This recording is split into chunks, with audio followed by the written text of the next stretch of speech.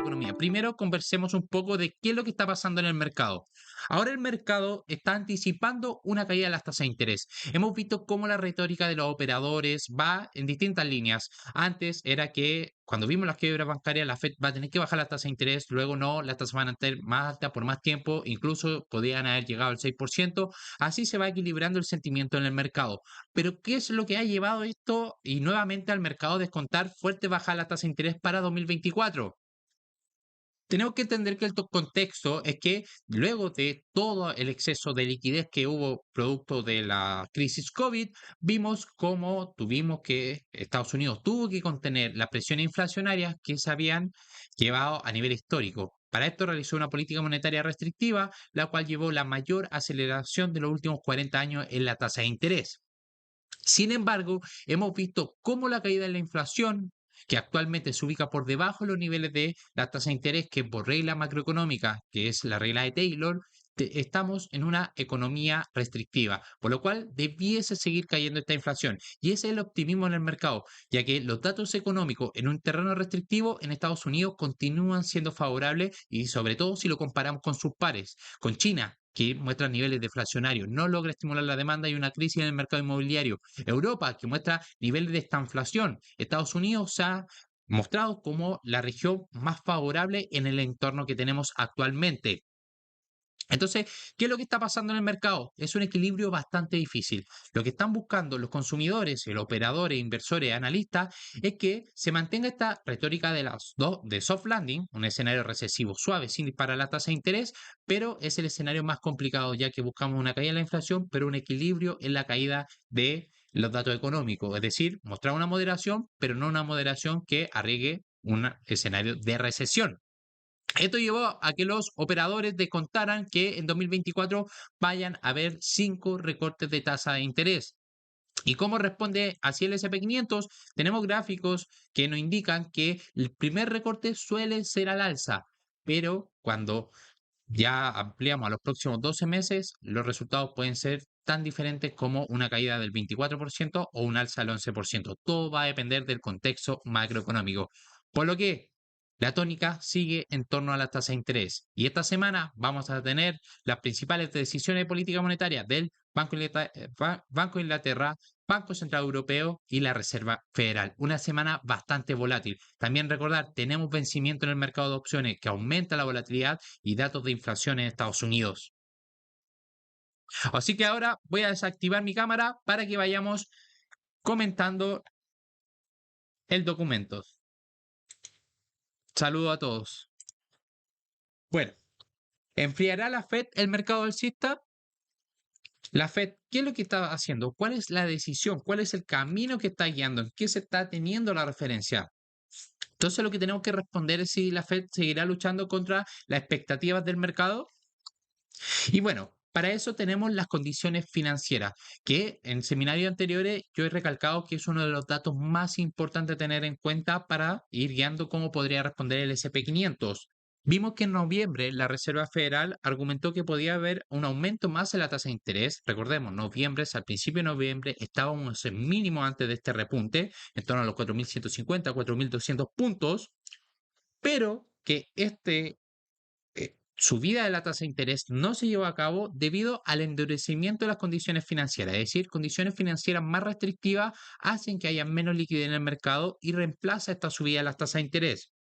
El problema es que ahora vemos cómo los rendimientos están cayendo y las acciones suben, lo que significa que el mercado está apostando agresivamente por recortes en 2024, como le estaba comentando. Entonces, va a decidir la Reserva Federal enfriar la cabeza de los inversores y es este el repunte que pueden ver con el puntero que le estoy señalando ahora. Es este el repunte que llevó al mercado a tener este fuerte repunte en los índices. Este indica que las condiciones financieras no están en terreno restrictivo, por lo que es favorable para los activos de riesgo. El tema es que esto no es lo que quiere la Reserva Federal con su política monetaria. Luego vimos los datos de empleo, vimos que el mercado laboral será una espina que está buscando la Fed. ¿Por qué? Porque tiene doble mandato, es decir, tiene que proveer una estabilidad en precios, es decir, contener la presión inflacionaria, pero también el mercado laboral. Y es por eso que los datos que vimos la semana pasada de NFP, encuestas JOLTS, subsidio por desempleo, ADP, eran el principal foco que tenían los inversores, ya que esto iba a condicionar el actuar de la Fed. Sin embargo, estamos viendo que el último, o sea, el dato de mayor interés va en referencia a la tasa de desempleo, la cual sorprendió a la baja desde un 3,9 al 3,7%. Es decir, datos laborales más ajustados. Acá quiero sugerir algo que estamos viendo en la dinámica del mercado, principalmente los que analizamos el mercado, y se llama la regla de Saham. SAM, SAHM. Lo que quiere decir que cuando los siguientes trimestres vemos un deterioro en el empleo del 0,5%, viene acompañado el 100% de las veces o muy cercano a esta probabilidad un periodo de recesión. ¿Y dónde vamos a encontrar ese problema? En el 4%. Pero estos datos sugieren que aún no vamos a ver una recesión. Sin embargo, las encuestas George y ADP mostraron un deterioro en el empleo, por lo que las condiciones que se dieron en el mercado la semana pasada y lo que está enfrentando la Fed es un escenario muy favorable a el de un aterrizaje suave. Recordemos, esto puede cambiar semana tras semana. Es por eso la dependencia con los datos macroeconómicos que vamos respaldando todos los lunes y viernes. Luego vimos que el crecimiento salarial, una medida bastante importante para saber si vamos a ver este espiral inflacionario por parte de los salarios, vimos que no es alto y no indica fuertes presiones salariales. Entonces estamos viendo un empleo estable, inflaciones caer y también las presiones por parte de los salarios cayendo, lo que es buena expectativa en torno a contener la inflación sin llevar a la economía a una gran recesión. Y recordar, la manera más rápida para llevar y contener la inflación es llevar la economía a un proceso de recesión. También vemos que el número de puestos vacantes están cayendo, pero también hay que recordar que cayendo desde niveles muy altos, ya la comparativa entonces sugiere que estaríamos viendo una escasez de trabajo. Por tanto, esta medida por sí sola no ilustra la debilidad del mercado laboral. Seguimos viendo fortaleza en este mercado. Si vemos los datos de IPC, el principal argumento que tendrían los inversores es la caída de la inflación. Y recordemos, es esto lo que se estarían centrando los inversores. Este optimismo está sembrado por cómo se han contenido las presiones inflacionarias. Nuevamente, miremos la gráfica, ven mi puntero, es acá cuando veíamos la caída en noviembre, veíamos una tendencia de repunte en la inflación. Sin embargo, los datos sugieren nuevas caídas. Mañana vamos a tener el dato actualizado, por lo que sugiero estar muy atentos. También hemos visto un fuerte aliado de los alcistas del mercado son los precios del petróleo. Hemos visto contener, ustedes han visto nuestro análisis que esperábamos mínimos más bajos, incluso esperábamos un desarrollo bastante bajista cuando el mercado estaba en pleno problemas geopolíticos y así ha sido respetado esta caída en los precios. Esto ayuda a las presiones inflacionarias. Y también el precio de la comida que se ha ido ajustando, pero vemos cómo estaría repuntando en el Food Price Index.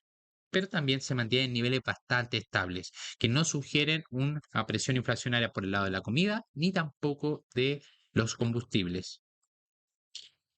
También si vemos los precios de los autos, hay un pequeño repunte, pero nada fuera de lo normal y la tendencia es que se han marcado. Y sobre todo, para medir la inflación, los precios de los alquileres es la medida más grande, es lo que más se sigue. Vemos que los precios inmobiliarios empiezan a subir de nuevo con esta línea gris. Estamos viendo un repunte de la presión inflacionaria. Recordemos, es este el componente de mayor ponderación en la canasta de IPC, por lo que acá sugiere mayor atención y cuidado. Pero recordar que estos datos, por la manera de calcular que tiene el IPC, tienden a tener un retraso antes de expresarse al mercado. Por lo tanto, las perspectivas de nuevas caídas en la inflación parecen realmente sólidas y a la Reserva Federal solo le puede preocupar que con presiones aún ligeramente elevadas en los servicios, el éxito sea temporal. Entonces, la Fed no va a querer dar por vencida esta batalla contra la inflación, sin embargo, los datos continúan mostrando un mayor optimismo. También la narrativa desinflacionaria se vio respaldada por los datos de expectativa que fluctúan con fuerza, reflejando la fuerte caída de los precios de combustible. Con la confianza del consumidor también mejoró por la misma razón. Estamos viendo cómo todo va en línea. También si vemos los datos de ISM. que nos refiere a la actividad económica, vemos que la economía en Estados Unidos sigue siendo robusta. Lo que le hablamos, esta fortaleza que está mostrando Estados Unidos frente a sus pares. También los datos recientes sobre el comercio exterior, la balanza comercial, muestra una ligera aceleración, lo que sugiere una demanda estable aún en Estados Unidos y los socios comerciales. No seguimos viendo deterioro y es ahí donde se está alimentando este repunte. Y lo que fue más débil fueron los datos de pedidos de bienes duraderos. Vimos que esta categoría es muy volátil, entonces por conclusión no la podemos ir utilizando para contextualizar la economía en general.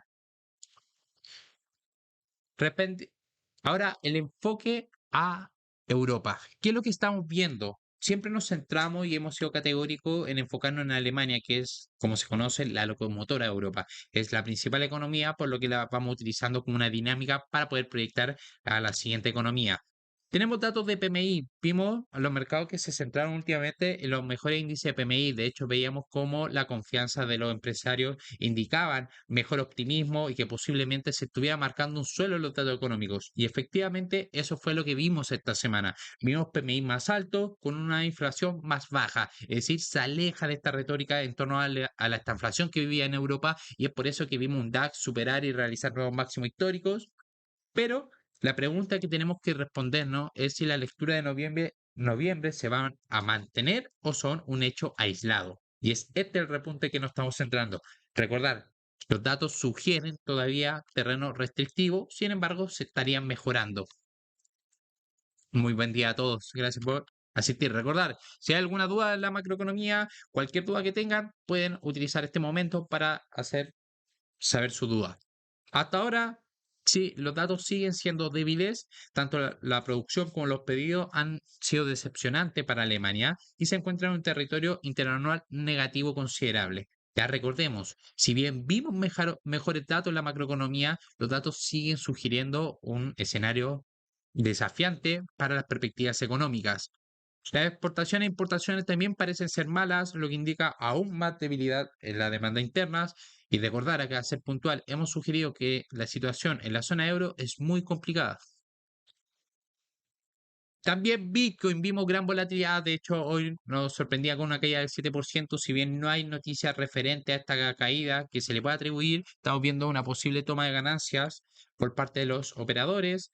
Sin embargo, estamos viendo que Bitcoin alcanzó un máximo de 20 meses en la primera semana de diciembre. La entrada en la fase avanzada de conversaciones de la SEC con la posible integración de un ETF ha mejorado el optimismo por parte de los inversores. ¿Por qué mejora el optimismo? Ya que el ETF es un motor de inversión y acá podríamos ver que como se facilita la entrada a los ETF, podrían entrar institucionales, podrían entrar minoristas y al fin y al cabo que haya más flujo de dinero de manera más simple a la inversión de Bitcoin. Y es por eso que está muy expectante el mercado ante la decisión que se va a tomar ante el ETF.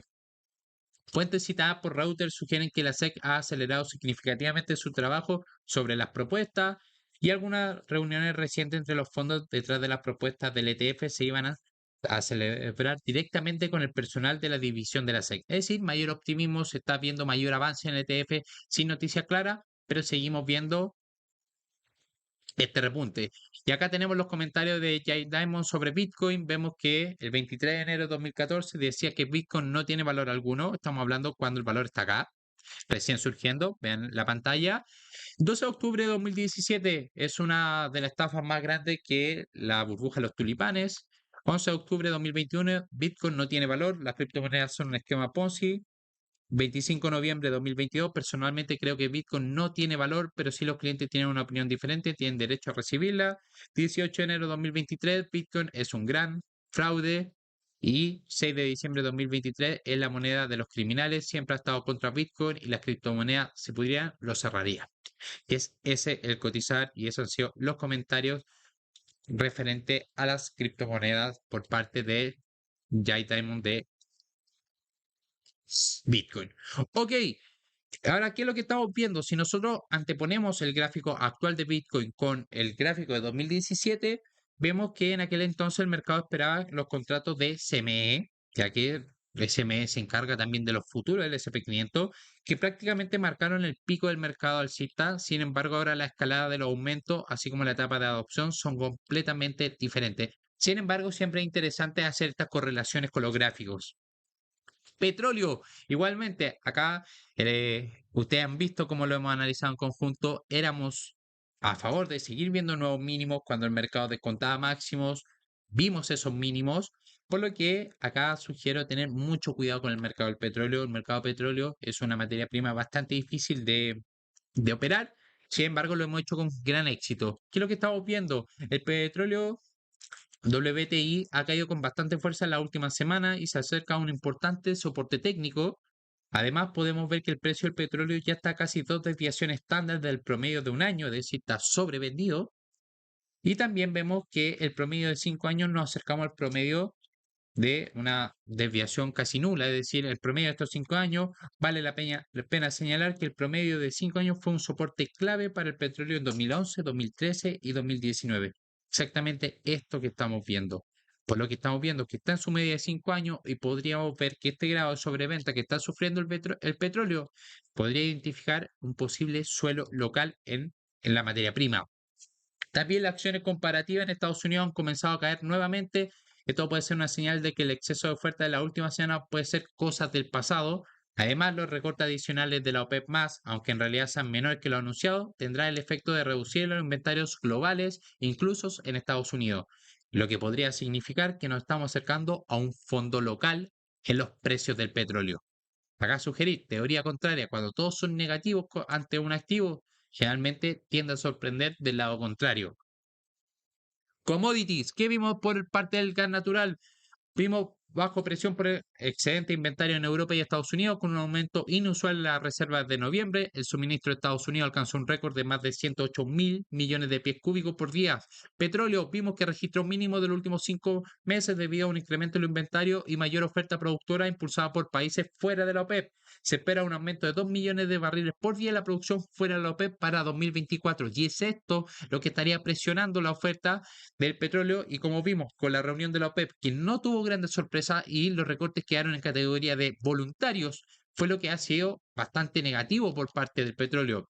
En el mercado del cobre vemos que la presión aumentó por un acuerdo de indemnización en una mina de Panamá con la producción detenida y parte del personal trabajando y el oro continúa a la alza beneficiado por la caída de los rendimientos reales. Vimos grandes ajustes sí en el mercado del oro el domingo pasado, pero continúa la incertidumbre global. La demanda de oro por parte de los bancos centrales está en camino de alcanzar el nivel más alto de 2010.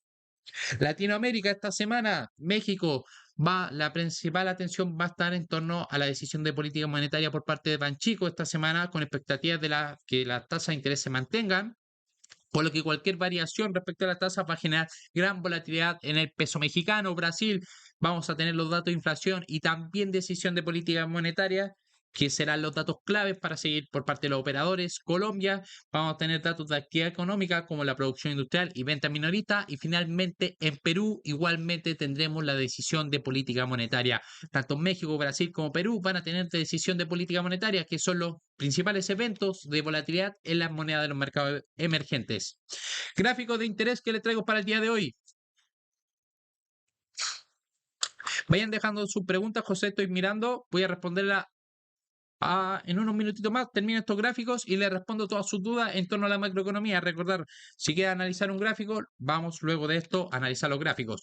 Bueno, acá traigo una tabla que es referente al Goldman Sachs. Ya estamos viendo este informe Prime. Si bien sabemos que las casas de análisis tienen bastante divergencia en sus datos, semana tras semana cambian, lo que nosotros nos centramos como analistas son lo que hacen sus consumidores y sobre todo la sección Prime.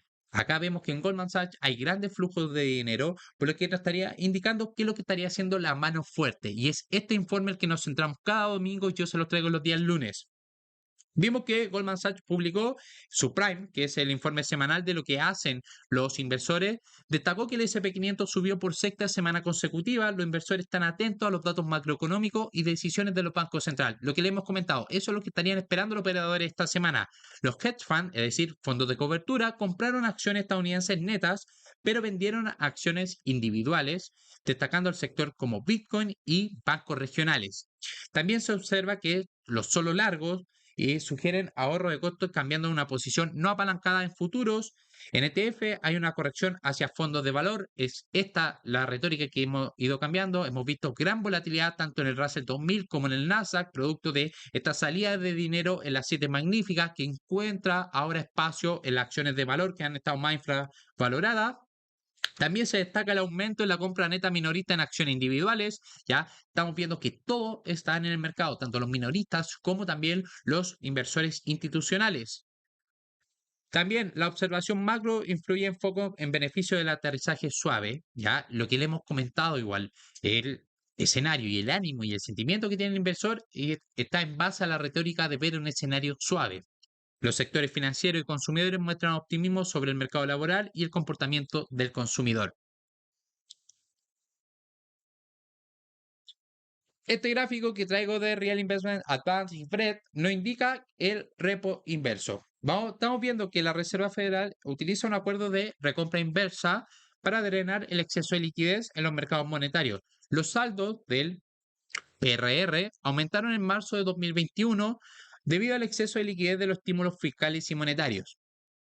Ahora, con los rendimientos de la letra del Tesoro a niveles mucho más atractivos, los saldos de PRR están disminuyendo, lo que indica una reducción del exceso de liquidez. Sin embargo, si los saldos de PRR caen demasiado, podría aumentar la tensión de la liquidez para los bancos y los mercados. Y es esa la gráfica y es el interés que hay con los repos inversos e ir viendo cómo se va drenando liquidez del mercado o incluso, como nos sorprendía, entrando liquidez en el mercado. Hemos visto que la liquidez también ha acompañado este repunte del mercado desde noviembre. Los gráficos de JP Morgan y Goldman. ¿Qué es lo que podemos esperar cuando la Reserva Federal reduce las tasas de interés? Bueno, en el pasado, ¿qué hemos visto? Durante el último ciclo de la alza de la tasa de la Fed, las acciones defensivas mostraron un desempeño generalmente superior.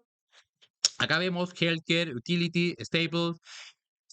Históricamente, la valoración del índice tiende a expandirse después del primer recorte de las tasas de interés de la Reserva Federal. Y asimismo, el SP500 tiende a experimentar un aumento después del primer recorte de las tasas de la Reserva Federal, como se ilustra en el gráfico que muestra los ciclos de recortes de la tasa de Reserva Federal desde 1984.